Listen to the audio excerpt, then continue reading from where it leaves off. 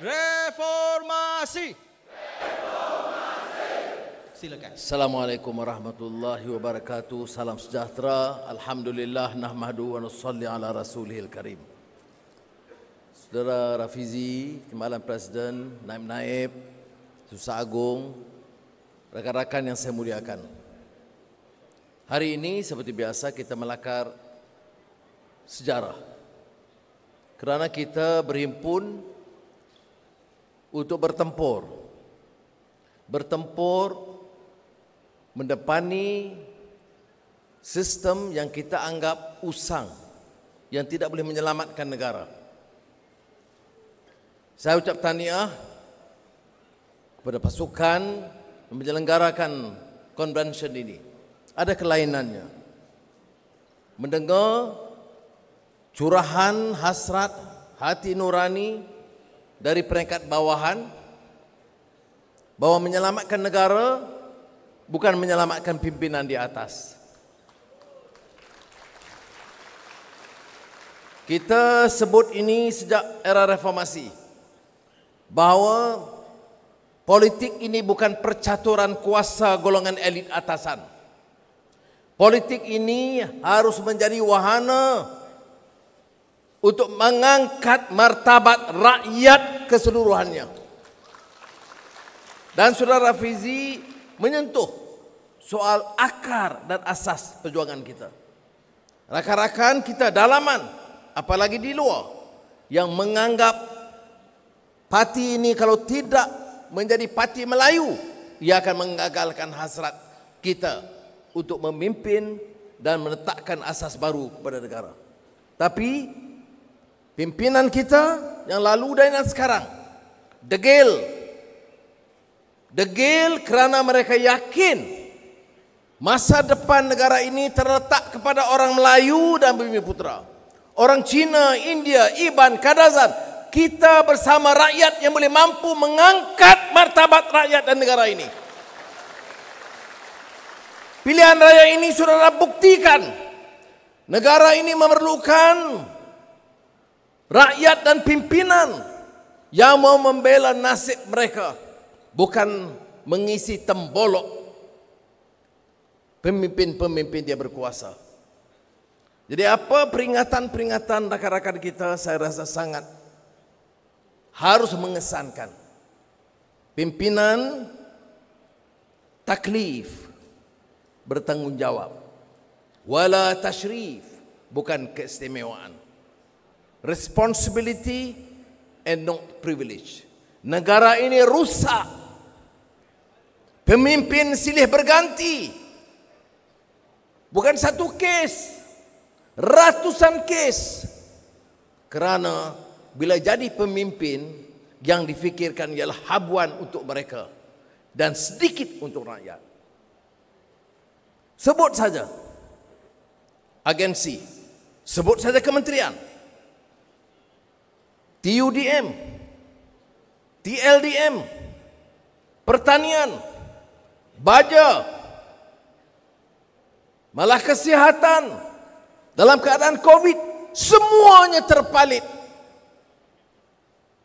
Kerana ingin habuan untuk pemimpin-pemimpin di atas. Saudara, disebut sebentar tadi oleh saudara Timbalan, keadaan begitu kecamuk. Rakyat hilang keyakinan kepada sistem politik dan orang-orang politik. Dan kalau kita tidak waspada, kita juga akan terpalit dengan penyakit yang sama.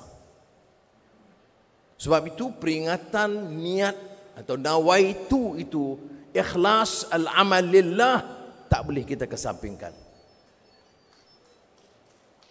Yang menyebabkan kita sedikit sebanyak kecundang, pengkhianatan, itu kerana mereka hilang dan meninggalkan landasan. Qala Allah Ta'ala fil Quran, wa nafsin wa ma sawwaha fa'alhamaha fujuraha wa taqwaha qad aflaha man zakkaha wa qad qaba man dassaha. Jiwa itu dikurniakan oleh Allah, nafs, dengan keadaan yang indah dan sempurna. Tanggungjawab kita memeliharanya dari kerusakan, memilih ketakwaan kepada Allah SWT. Maka berhasillah orang yang beringat tentang prinsip ini.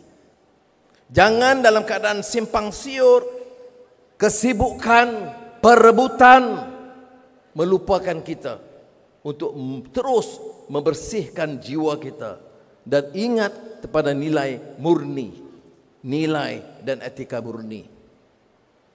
Dan menurut Al-Quran tadi, sial dan celakalah orang yang meninggalkan prinsip ini dan merusakkan, kerana kerusakan itu bukan saja kepada diri mereka, masyarakat mereka dan negara mereka.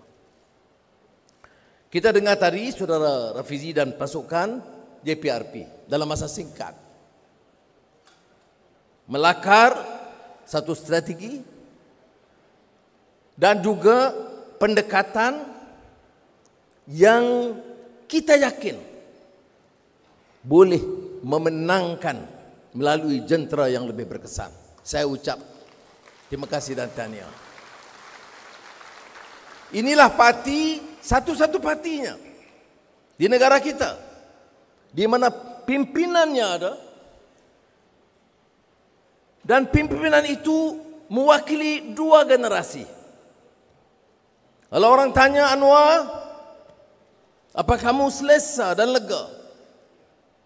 Seandainya kamu pergi dahulu, ataupun tahap waktunya terbatas, apakah kamu yakin bahwa parti dan perjuangan ini di tangan orang-orang yang cekal, berwibawa dan berprinsip perjuangan? Saya jawab, iya, insya Allah. Tidak banyak parti lain, sebut parti mana yang ada jawapan yang jelas seperti mana yang ada dalam Parti Keadilan Rakyat sekarang. Parti ini punya kerangkanya. Sebab itu saudara beri perhatian. Kekuatan saudara Fizi menterjemahkan cita-cita murni ini bersama rakan-rakan naib-naib Presiden, Susah Agung dan pimpinan negeri.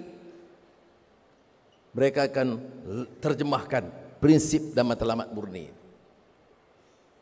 Tanggungjawab saya dan rakan-rakan adalah memperjelaskan tentang matlamat murni hidup dan perjuangan ini. Sebab itu, beberapa hari yang lalu saya kemukakan himbauan pribadi dulu berdasarkan apa yang saya telaah bertahun-tahun, tidak di Kajang tapi di Sungai Buloh. Dan saya lakarkan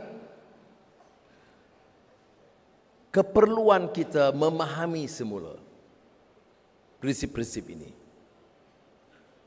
Dia berbeda. Bila kita perintah, kita bukan nak meneruskan agenda yang sama. Kita harus berupaya dan berani mengalih, menginjak daripada landasan yang lama. Bila kita sebut kemampanan, sustainability, ia tidak mempertahankan sistem yang lama. Bahwa kemampanan itu harus dilihat sebagai suatu amanah, menjamin dasar ekonomi yang memastikan ada kelestarian, penerusan. Bahwa pembangunan itu tidak dengan merusakkan.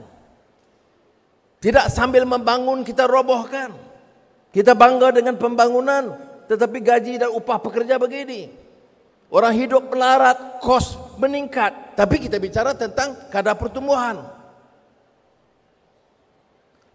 Kemudahan dan insentif yang kita beri kepada syarikat-syarikat besar, kita sebut insentif. Bila kita bantu orang miskin, kita sebut subsidi. Dan istilah subsidi itu membosankan. Apa bedanya? Sudah mau adakan syarikat besar, ada insentifnya, ada pengecualian cukainya. Saya tidak menolak keperluan itu. Tetapi mengapa dibedakan di antara keperluan syarikat-syarikat konglomerat besar dan yang kecil? Negara tidak mampan. Kalau sistem pengurusan negara itu bobrok, maka kita sebut tentang good governance. Berilah satu dasar baik, institusi yang baik. Tetapi kalau dikendali oleh orang-orang yang korup, dia tidak akan dapat menyelamatkan kita.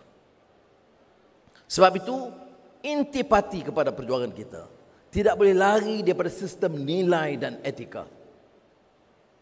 Dan sistem nilai dan etika itu dia berkait kuat dengan faham agama dan sistem hidup kita. Dan sebab itu saya ingin menggesa saudara supaya memahami bahawa untuk membangkitkan kesedaran rakyat mesti ada keprihatinan, care and compassion, keprihatinan dan belas kasihan. Mana mungkin kita bangun kejayaan bagi beberapa kelompok kecil dan kita sisihkan masyarakat. Roland bertanya kepada saya tentang konsep pembangunan. Apakah keadilan ini jelas dan keras sikapnya mempertahankan hak setiap rakyat di negara kita? Kalau kita jawab, ia dengan sendirinya mematahkan hujah orang yang membawa faham perkauman sempit. Yang membawa pahaman sempit itu memang dalam satu wacana yang sungguh sukar. Saudara Timbalan menyebut, dalam ucap-ucapan dan rakan-rakan banyak menyebut, ya kita pilih multiracial society. Tetapi percayalah, ia sukar kerana tarikan racism, faham perkauman itu sangat tebal. Sebab itu hadis Rasulullah SAW itu berperang dengan konsep asabiyah. Pahaman perkauman yang sempit itu dilakukan oleh Rasulullah SAW sendiri. Kalau di zaman jahiliyah, apa ciri masyarakat jahiliyah? Kalau orang kita, kaum kita rasuah, kaum kita zalim, tak apa sebab dia dari kaum kita. Yang rasuah itu mesti kaum lain, dan yang zalim itu mesti kaum lain. Inilah yang dikatakan meleburkan faham perkauman sempit bila diasaskan masyarakat umat Madinah itu. Tetapi 1400 tahun yang lalu dakwah jelajah ke seluruh negara, tazkirah di setiap masjid dan surau.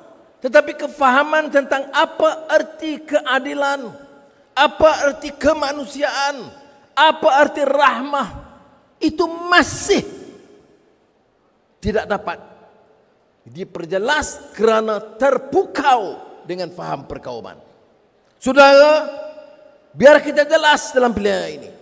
Kita berdepan dengan masyarakat, baik Cina di bandar, atau India di estate, atau Iban dan Kadazan, atau Melayu di desa dan orang Islam.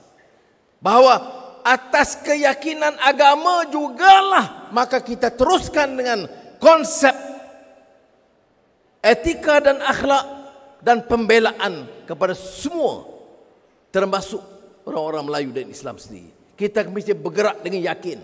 Saudara tidak boleh menang pilihan raya ini kalau kita agak defensif. We are on the right track. The future of this country is the future of the Malays, the Chinese, the Indians, the Karaman, and the Ibans. If you are not convinced with this, we will never succeed. Kita tanya orang-orang yang berbicara tentang membela nasib orang Melayu. 60 tahun berkuasa, mana tanah rizab Melayu? Apa jadi kepada Felda? Apa jadi dengan kontrak-kontrak? Apa jadi dengan veteran tentera? Apa jadi dengan anak-anak muda yang ada pendidikan tidak ada kerja? Apa jadi dengan nasib pekerja-pekerja gig ekonomi ini? Majoriti Melayu, tetapi mudah dipatahkan dengan sentimen dan janji mereka. Sebab itu saya tegaskan, yang rasuah itu bukan 1-2 orang. Sistem itu sudah bobrok.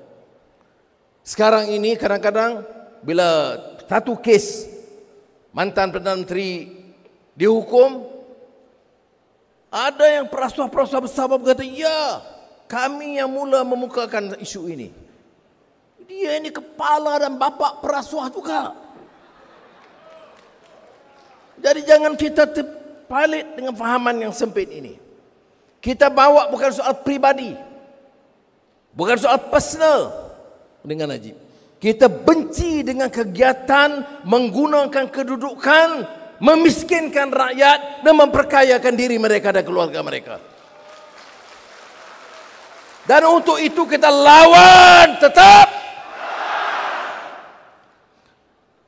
Ini terkait dengan faham hormat. Mengapa kita kata respect itu penting? Kemanusiaan itu tidak hidup tanpa respect, tanpa hormat sesuatu sama lain. Saya terkesan. Ini barisan pimpinan kanan semua ada. Ada peguam yang berjaya, ada korporat yang berjaya, ada menteri besar. Tetapi kita pilih untuk mendengar orang-orang kecil untuk mengajar kita apa erti keprihatinan. Itu dia sebut tentang hormat. Ada hal yang kita perlukan cerdik pandai. Ada hal yang kita perlukan dengar rintihan anak miskin. Orang tanya saya, kerana di antara hal yang saya banggakan selaku Menteri Kewangan ialah perumahan yang sangat besar. Kampung Kerinci, Wangsa Maju, di Gombak, Ampang. Yang terbesar yang pernah berlaku dalam sejarah yang belum dapat disaingi sehingga sekarang. Saya bukan belajar daripada pakar-pakar ekonomi, bank negara atau unit perancangan ekonomi atau perbandaraan. Saudara yang lama pernah dengar ceritanya. Saya dengar, saya saksikan daripada seorang OKU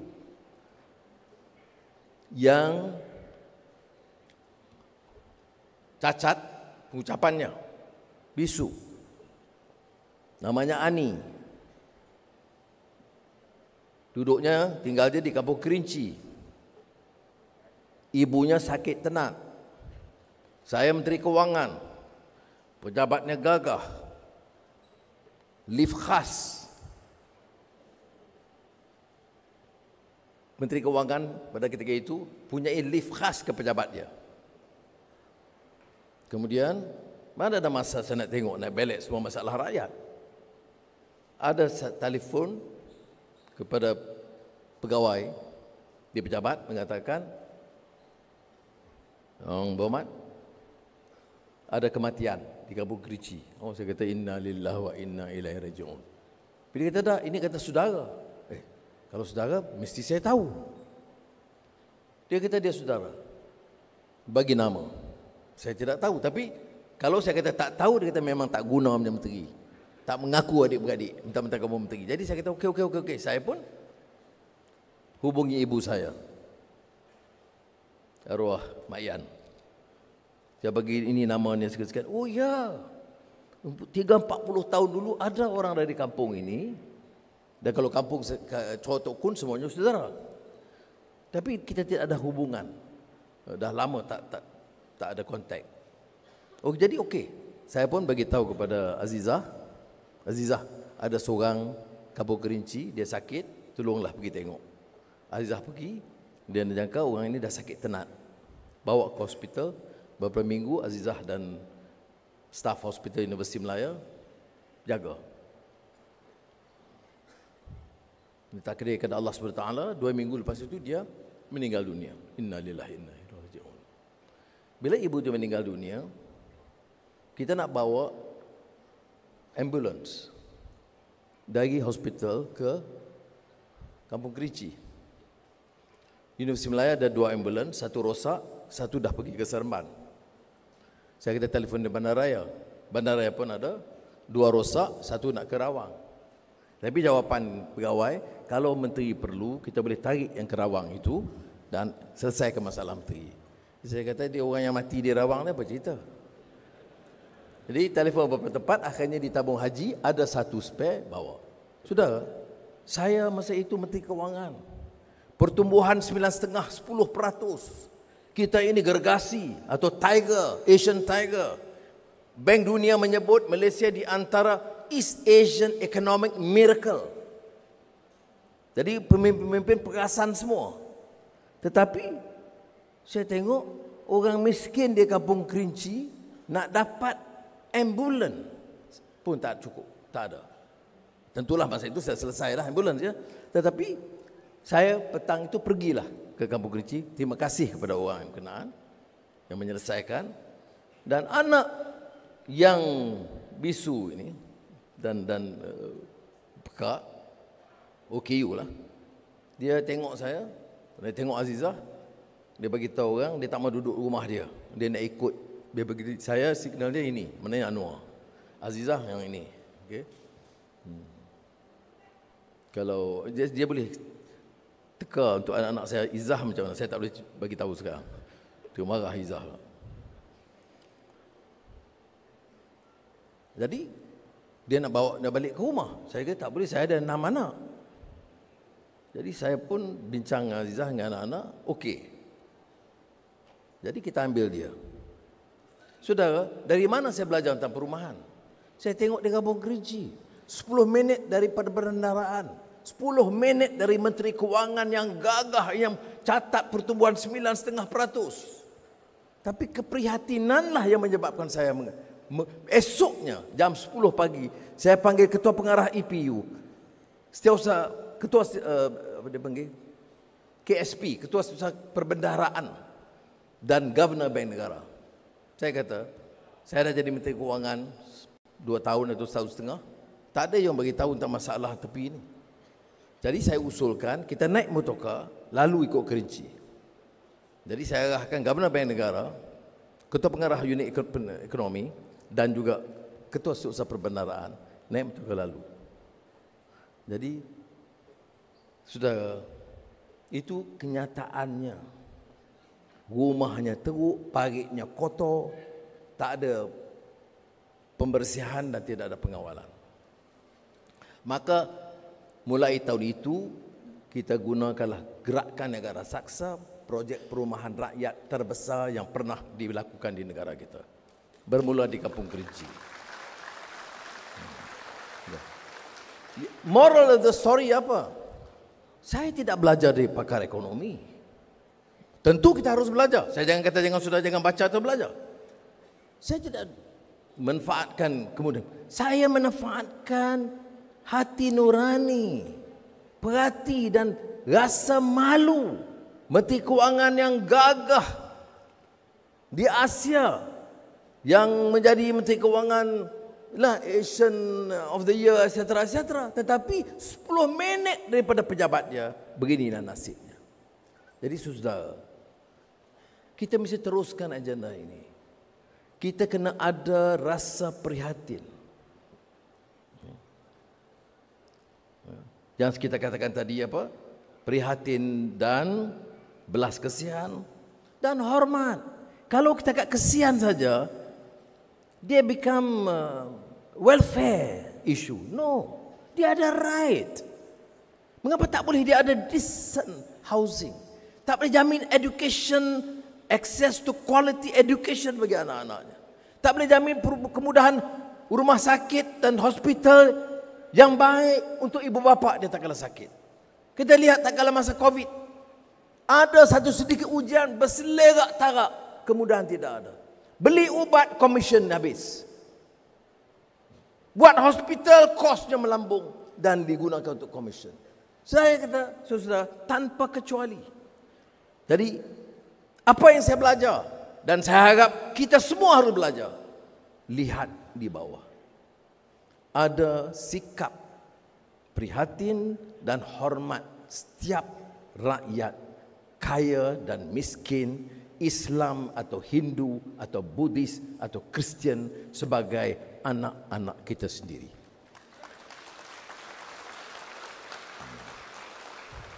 Nah, ada yang senyum sinis bila saya sebut anak. Saya kata anak Melayu anak saya, anak Cina anak saya, anak India anak saya.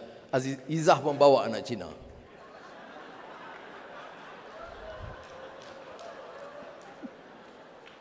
Dan tentu ada isu inovasi kerana generasi sekarang perlu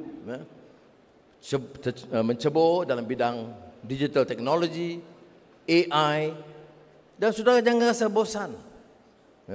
Itu subjek-subjek yang sangat sukar bagi saya. Tetapi saya memaksakan diri.